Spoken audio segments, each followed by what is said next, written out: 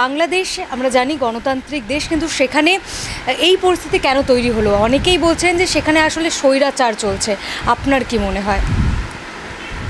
বাংলাদেশ আমাদের প্রতিবেশী দেশ। একটা সেখানকার স্বাধীনতা সংগ্রামের পরে মানুষের আকাঙ্ক্ষা একটা গণতান্ত্রিক সরকার, গণতান্ত্রিক রাষ্ট্র গড়ে উঠবে, গণতান্ত্রিক রাষ্ট্র।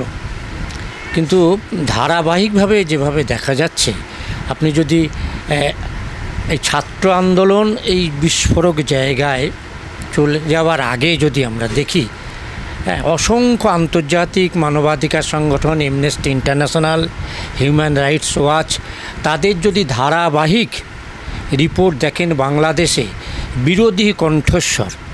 বিরোধী কণ্ঠস্বর, অপোজিশন, এমনকি মানবাধিকার কর্মী, মানবাধিকার আন্দোলন যারা করেন, তাদের প্রধান দুইজন নেতাকে তারা এমন মামলা সাজিয়েছেন যে তাদের 2 বছর শাস্তি ঘোষণা করেছেন। এমনকি নোবেল প্রাইজ পেয়েছেন যিনি, ইউনুস। সারা পৃথিবীর 72টি সংগঠন,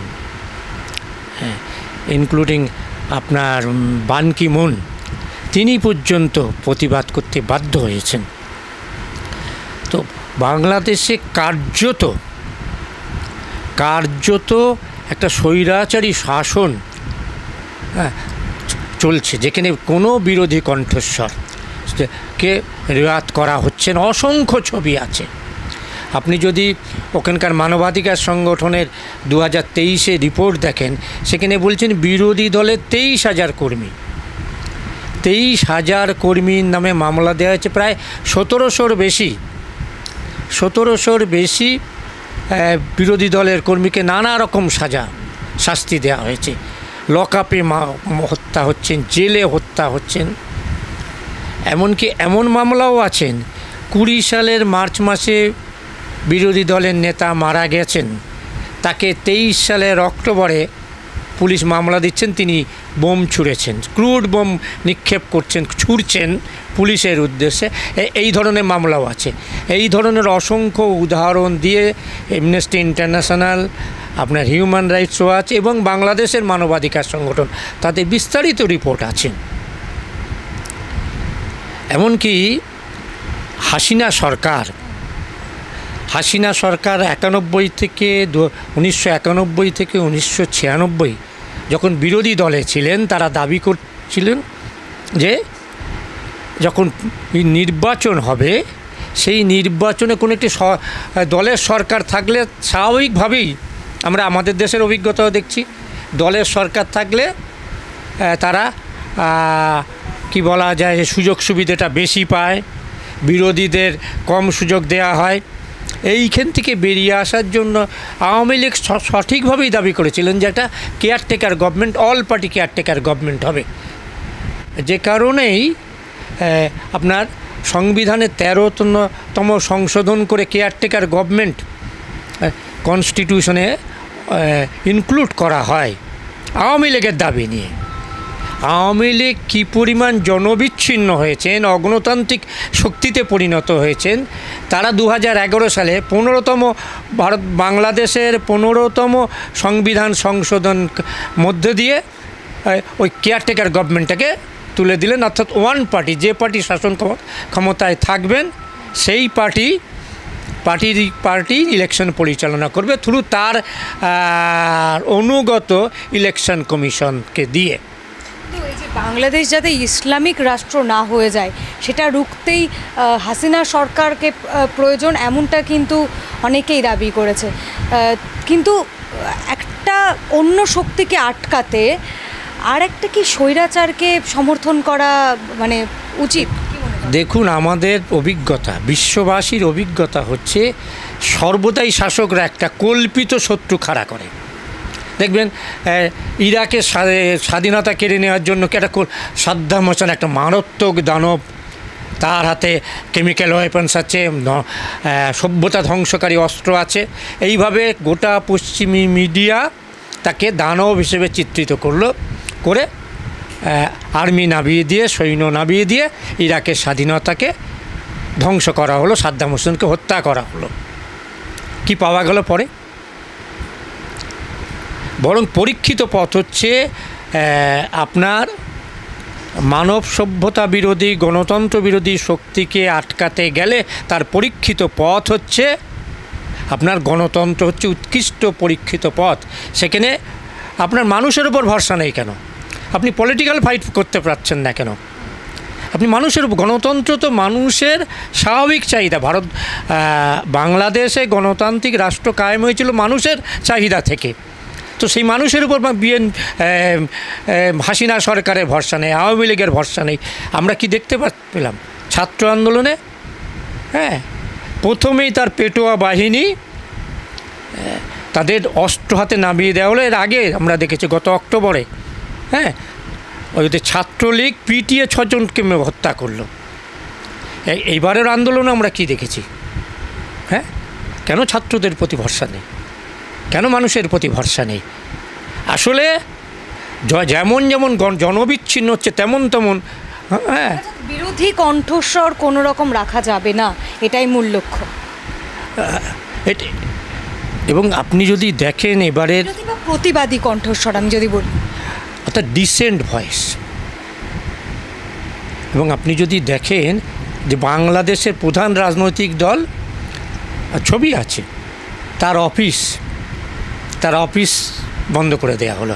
অফিসে পুলিশ দিয়ে ব্যারিকেড কার্যকর করতে পারবে না। তারা মিছিল ডাকছে, ছাত্রলীগ ছবি সহ আছে, তারা লাঠি নিয়ে দাঁড়িয়ে আছে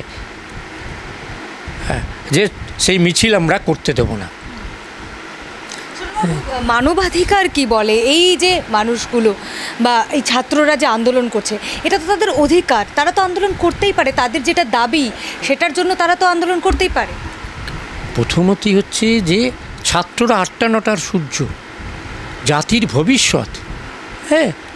সরকার তাদের সঙ্গে কথা বলুক, কথা না বলে প্রথমেই লেঠেল বাহিনী নামিয়ে দেওয়া, তাদেরকে রাজাকার বলে কি দাগিয়ে দেওয়াটা, এই যে প্রথমেই লেঠেল বাহিনী নামিয়ে দেওয়া হলো। কি ছবি আমরা দেখতে পাচ্ছি, ইন্টারনেট বন্ধ করে দেওয়ার খোলার পরে যেটুকু সামান্য ছবি এসছে, ছাত্ররা মানে এটা কতখানি বর্বর বাহিনী হলে ছাত্ররা খালি হাতে পুলিশের সামনে দাঁড়িয়ে পড়ছে যে গুলি করো। কোনো সভ্য দেশে তারা কি করবে? ছাত্রটাকে গ্রেপ্তার করবে বড় জোর, গুলি চালিয়ে দিচ্ছে। হেলিকপ্টার করে উপর থেকে বাচ্চা ছেলে সে হাত নাড়ছে, 6 বছরের বাচ্চা, গুলি করে দিচ্ছে। এটা একটা গোটা খুনে বাহিনী তৈরি করেছে আওয়ামী লীগ, হাসিনা সরকার একটা গোটা খুনে বাহিনী তৈরি করেছেন। এবং আন্তর্জাতিক ক্ষেত্রে যে র্যাব, এটা ইউএনও নিষিদ্ধ করেছে, স্যাংশন জারি করেছিল। তো ইউএনের যে এই ছাত্র আন্দোলন নিয়ে ইউএনের যিনি চিফ আর কি, human rights chief Volker Turk, Turk, attack on student protesters are shocking and unacceptable. আন্তর্জাতিকভাবে রাষ্ট্রসংঘের মানবাধিকার আর সংগঠনের প্রধান তিনি বলছেন আনঅ্যাকসেপ্টেবল, পার্টিকুলারলি শকিং, অত্যন্ত। আমরা কি ছবি দেখলাম? একজনের মৃত্যুও তো দুঃখজনক। প্রধানমন্ত্রী হাসিনা তিনি মেট্রো স্টেশনের ভাঙচুরের ছবি দেখে কেঁদে ফেললেন। মানুষের মৃত্যুতে চোখে জল আসেনি। এত মানুষ, ওখানকার হিউম্যান রাইটস অর্গানাইজেশন করেছে 266 জনের নামের তালিকা, আরও অনেক অনেক বেশি। এটা তো ঢাকা এবং মেন শহরের আশেপাশের খবর আমরা পাচ্ছি। গ্রাম দিকে, বাংলাদেশের গ্রামাঞ্চলে সত্যিকারের আওয়ামী লীগের যে রাজাকার বাহিনী তারা কত মানুষকে হত্যা করেছে সে ছবি এখনও আসেনি।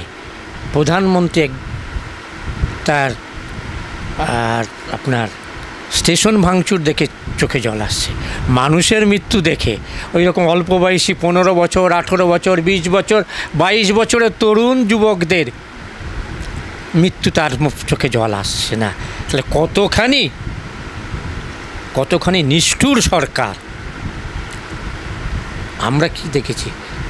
আমরা দেখেছি যে কখনো কখনো গুলিতে কেউ মারা গেলে সরকার থেকে প্রথমেই বলেন যে অনাকাঙ্ক্ষিত ঘটনা, দুঃখজনক ঘটনা, হ্যাঁ, প্রাণ দেয়া যায় না, প্রাণ কেড়ে নেওয়া আর শান্তিপূর্ণ মিছিল। তো সারা পৃথিবী জুড়ে এর বিরুদ্ধে প্রতিবাদ হচ্ছে। আপনি যদি ওখানকার মানবাধিকার সংগঠনের যদি রিপোর্ট দেখেন, সেই রিপোর্টে পুলিশ ভায়োলেন্সে ইনজিওরের, মানে এটা 23 সালের হিসেব, 8,731 জন নাম দিয়ে দিচ্ছেন তারা, 8,731 জন, হ্যাঁ, পুলিশ ভায়োলেন্সে মারা গেছে। পুলিশ হত্যা করেছে গত বছরই, এবছরে তো অসংখ্য মানুষকে, 106 জনকে। সাংবাদিকরা পর্যন্ত বাদ যাচ্ছে না। হ্যাঁ, 3 জন সাংবাদিক মারা গেছে, ইনজোর্ড হয়েছে সাংবাদিক 183 জন সাংবাদিক, অ্যারেস্ট হয়েছেন 12 জন, অ্যাটাক করা হয়েছে 49 জন সাংবাদিককে।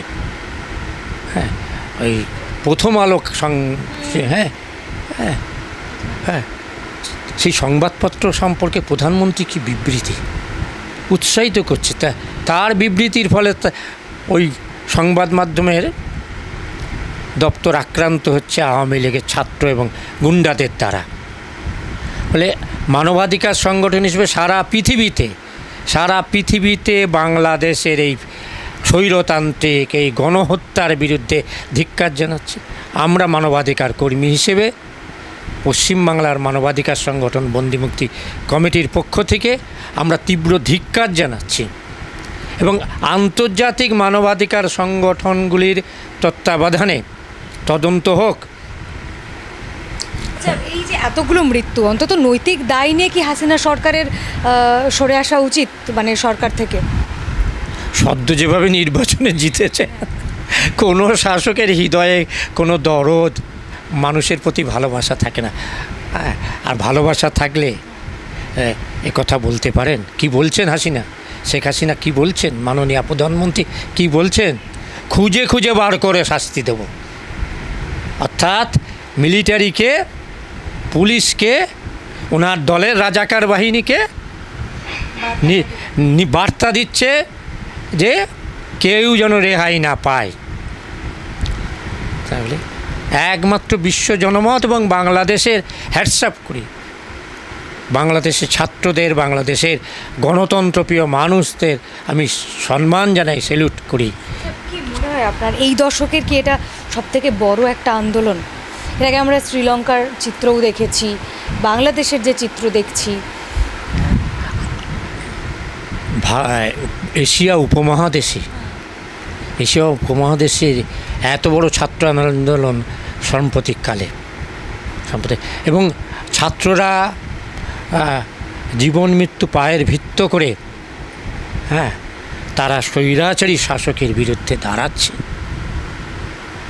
হ্যাঁ, এই চিত্র এশিয়া মহাদেশে সাম্প্রতিক অতীতে আমি তো অন্তত দেখিনি যে এত ছাত্র তারা শাসকের রক্তচক্ষু এবং মিলিটারির বুলেটকে অগ্রাহ্য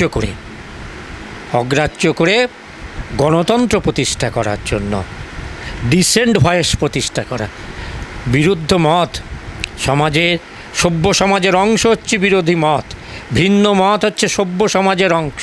যারা সমাজকে অসভ্যতার অন্ধকারে নিয়ে যেতে চায়, হ্যাঁ, তাদের বিরুদ্ধে বাংলাদেশের এই ছাত্ররা, হ্যাঁ, এই ছাত্ররা তারা গৌরবোজ্জ্বল ভূমিকা পালন করছে। আমি এই শহীদের মৃত্যুকে সম্মান জানাচ্ছি। অবিলম্বে বাংলাদেশ সরকারকে মিলিটারি প্রত্যাহার, অত্যাচার বন্ধ এবং সেখানে গণতন্ত্র ফিরিয়ে আনার, ডিসেন্ট ভয়েস, বিরোধী দল উপর আক্রমণ বন্ধ করা এবং নির্বিচারে গ্রেপ্তার বন্ধ করা এবং গ্রেপ্তার হওয়া মানুষদের, ছাত্রদের অবিলম্বে মুক্তি দেয়া এবং ক্ষমা প্রার্থনা করা। দরজায় শেখ হাসিনাকে, হ্যাঁ, দরজায় গিয়ে এই ক্ষমা চাওয়া। আমাদের দেশের ক্ষেত্রে যে শব্দটা বারবার সামনে উঠে এসেছে, যে রাষ্ট্রদ্রোহ, এবং বাংলাদেশে সেটা বলা হচ্ছে যে যেই বিরুদ্ধে কথা বলছে বা প্রতিবাদ করছে তাকে রাজাকার বলে দেওয়া হচ্ছে। তো সেই আন্দোলন থেকে ভারতের বিরুদ্ধেও তো স্লোগান উঠছে। কি মনে হয় আপনার, ভারতবর্ষের কি এই হাসিনা সরকারকে একটা সমর্থন করার কারণে কি ভারতবর্ষের প্রতি এই বিদ্বেষ, কি কারণ ঠিক? দেখুন, এক তো হচ্ছে যে সেদিন আমরা দেখেছি, আমি একটু অ্যাড করে দিই, এবারের যে নরেন্দ্র মোদী প্রধানমন্ত্রী শপথ নিলেন সেখানেও হাসিনা তিনি উপস্থিত ছিলেন। আসলে যেটা হয় যে অত্যাচারী শাসকরা একে অপরের পরিপূরক, অপরের মার্গদর্শক। হ্যাঁ, ফলে ভারত সরকার এখনো পর্যন্ত এই গণহত্যার নিন্দা করেছে বলে আমি জানি না। তো গণহত্যার বিরুদ্ধে ভারতবর্ষ বরাবর সরব হয়েছে, সোচ্চার থেকেছে। তো স্বাভাবিকভাবেই এবং বিপরীতে হাসিনা সরকারকে নানাভাবে আমাদের এখানে অত্যাচারী সরকার নরেন্দ্র মোদী সরকার ঘনিষ্ঠতা সমর্থন স্বাভাবিকভাবেই বিক্ষুব্ধ করে। যেমন আমরা প্যালেস্তাইন প্রশ্নে আমেরিকার বিরোধিতা করি, ইরাক প্রশ্নে আমেরিকার বিরোধিতা করি, পশ্চিমা শক্তির বিরোধিতা করি। হ্যাঁ, এর পিছনে অন্য কিছু খোঁজার কারণ নেই। কারণ প্যালেস্তাইনের উপর অত্যাচার ইউরোপে পশ্চিমা শক্তির সমর্থন ছাড়া, আমেরিকার সমর্থন ছাড়া এটা সম্ভব নয়। তেমনি স্বাভাবিকভাবেই যারা আন্দোলনে থাকে তারা জানেন বন্ধুকে এবং কারা অত্যাচারীদের পক্ষে দাঁড়াচ্ছে। হ্যাঁ, স্বাভাবিকভাবেই তারা এই অত্যাচার সম্পর্কে ভারত সরকার নীরব। হ্যাঁ, এই নীরবতা নানা মানে হয়, নীরবতা সম্মতি লক্ষণ বলে পরিচিত। কোথাও কি তার মানে ভারতের মানুষ বা মূলত ভারতবর্ষের প্রতি তাদের এই বিদ্বেষ নয়, ভারতবর্ষের যে সরকার রয়েছে সেই সরকারের প্রতি তাদের বিদ্বেষ? দেখুন, আমরা যখন প্যালেস্তাইন প্রশ্নে বলি, ভিয়েতনাম প্রশ্নে অতীতে বলেছি, আমরা প্রত্যেকেই বলেছি, এবং ভিয়েতনামের অত্যাচারিত মানুষ, প্যালেস্তাইনের মানুষ তারা জানেন যে মহান মার্কিন জনগণ তাদের বন্ধু। তারা জনগণ এবং অত্যাচারী সরকারের মধ্যে তফাৎ করতে পারেন। বিশেষ করে যারা আন্দোলনে থাকেন, জীবন দিতে প্রস্তুত যে আন্দোলন, সে আন্দোলনে যারা থাকেন তারা খুব ভালো করে জানেন। ফলে বাংলাদেশের মানুষ, বাংলাদেশের ছাত্ররা ভারতবর্ষের মানুষ মহান ভারতীয় জনগণ সম্পর্কে, আমরা যেমন মহান বাংলাদেশের জনগণ সম্পর্কে শ্রদ্ধাশীল, তারাও অত্যাচারী শাসক যারা নিজ দেশের ডিসেন্ট ভয়েসকে, আমার দেশের বিরোধী মতকে, সেই হেমন্ত সোরেন থেকে শুরু করে কেজরিওয়াল পর্যন্ত এবং আরও অন্য রাজনৈতিক নেতাকর্মীদের যারা গ্রেপ্তার করে অত্যাচারী শাসকদের সম্পর্কে সে দেশে বিদেশে একই ভূমিকা নেয়। আমি ইন্টারভিউটা শেষ করব, তবে তার আগে আমার আরও একটা প্রশ্ন আছে, খুবই গুরুত্বপূর্ণ প্রশ্ন। এই বাংলাদেশের এই ছাত্র আন্দোলনটা কিভাবে আপনি এর শেষটা দেখেন? কি মনে হয় আপনার যে হাসিনা সরকার সেটাকে কি মূলত উৎখাত করতে চায় ছাত্ররা, তারা কি নাকি এই যে সুপ্রিম কোর্ট রায় দিয়েছে সেটাই তারা মানে সেটাতেই তারা খুশি হয়ে এই আন্দোলন থামিয়ে? দেখুন, ওদের ঘোষণা যা ছিল, আমি দাবির ভ্যালু জাজমেন্টে যাই, সেটা ওখানকার বাস্তবতা অনুযায়ী ওনারা ঠিক করেছেন, ছাত্ররা ঠিক করেছেন। হ্যাঁ, সেখানে কোথাও সরকার উচ্ছেদ স্লোগান ছিল বা দাবি ছিল বলে সরকার নিজে থেকে ভেবে নিচ্ছেন। হ্যাঁ, কোথাও দাবি নেই। মনে হয় না যে সরকারের বিরুদ্ধে এই আন্দোলনটা ছিল না? সরকারের অগণতান্ত্রিক স্বৈরাচারী অত্যাচারের বিরুদ্ধে সরকার কথা বলে আলাপ আলোচনা, হ্যাঁ, ডেমোক্রেসি মানে ডায়ালগ ডেমোক্রেসি। ওই বাচ্চা ছেলেদের দেখে কথা বললেই তুমি স্বৈরাচারী অ্যাটিচিউডের বিরুদ্ধে, বাংলাদেশের হাসিনা গভর্নমেন্টের নির্মম অত্যাচারের বিরুদ্ধে, বিরোধী কণ্ঠস্বরকে রুদ্ধ করে দেবার অপচেষ্টার বিরুদ্ধে সেখানকার ছাত্র এবং অন্য এই যে নিহতের যে তালিকা ওখানকার মানবাধিকার সংগঠন দিয়েছেন, তাতে দেখবেন বিভিন্ন সেকশন, ছাত্ররা বেশি, বিভিন্ন সেকশন আছে। বিভিন্ন সেকশন আসছে কেন ছাত্র আন্দোলনে? তারা দেখতে পাচ্ছেন যে তাদের কণ্ঠস্বরকে রুদ্ধ করে দিয়েছে। ফলে এটা আসলে গণতন্ত্রের ইন এসেন্স, এটা গণতন্ত্র পুনঃপ্রতিষ্ঠার সংগ্রাম। হ্যাঁ, যে দাবি সামনে আসুন না কেন। এটাকে ওই দ্বিতীয় মুক্তযুদ্ধ বলা যায় বাংলাদেশের। আমি এখনই এইটাতে এটা নিঃসন্দেহে বলতে পারি যে গণতন্ত্র স্বৈরাচারের বিরুদ্ধে একটা জোরালো মানুষের, আমি মানবাধিকার কর্মী ফলে অভ্যুত্থান শব্দটা ব্যবহার করছি, কিন্তু মানুষের বক্তব্য তুলে ধরছে। মানুষ তার ক্ষোভ, তার আকাঙ্ক্ষা, গণতন্ত্রের প্রতি তার আকাঙ্ক্ষা, হ্যাঁ, সেই আকাঙ্ক্ষা তারা জোরের সঙ্গে ব্যক্ত করেছেন। শাসকরা সেই আকাঙ্ক্ষা পড়বেন কি না, এটা শাসকদের ঠিক করতে হবে, অত্যাচারী শাসকদের ঠিক করতে হবে। এটা একটা ঝলক মাত্র। হাসিনা সরকার যদি তার অত্যাচার চালিয়ে যান, হ্যাঁ, তাহলে সারা পৃথিবীতে অত্যাচারী শাসকদের যা পরিণতি হয়েছে খুঁজে পাওয়া যাবে না। এক্ষেত্রেও তার ব্যতিক্রম কিছু হবে না। সব সিদ্ধান্তটাই বাংলাদেশের মহান জনগণই নেবেন। বাংলাদেশে গণতন্ত্র পুনঃপ্রতিষ্ঠা হয় কিনা সেদিকে একদমই নজর থাকবে আমাদের, আর আপনাদেরও চোখ থাকুক হাওয়ের পর্দায়। থিঙ্ক অল্টারনেটিভ, সার্চ হাও।